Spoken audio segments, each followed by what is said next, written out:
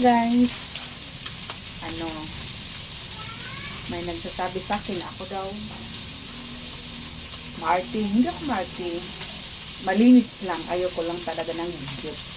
Ayoko nang may amoy, ayoko nang may nakikita mga anik-anik, lalo na sa pusa ko nga. Alagang-alaga ko yung pusa ko, hindi lahat, pati yung pupo nila.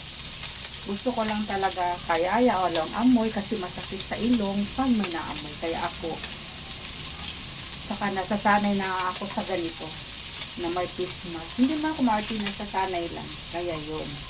Kayong iba dyan, naku, akala nyo, may maarte bang kumakain ng bagoong? Tapos tinulang toyo.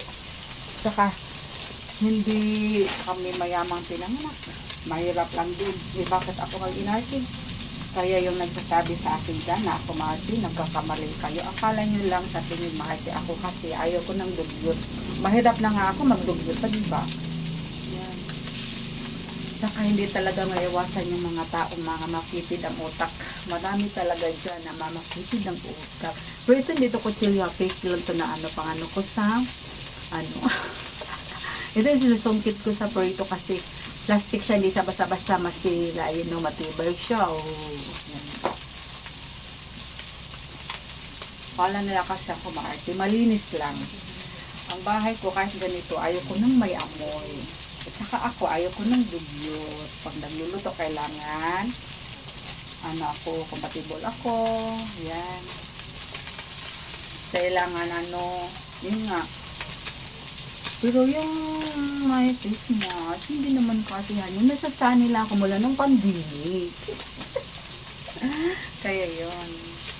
Pero malinis talaga ako. Ayoko ng dugo sa loob.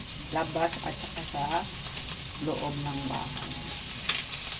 Kaya ako, maingay ako pag may naamoy ako guys sa loob ng bahay. Maingay ako. Super. Kaya yan. Thank you sa nagsasabing maarte ako. Thank you sa nagsasabi at shout out sa you.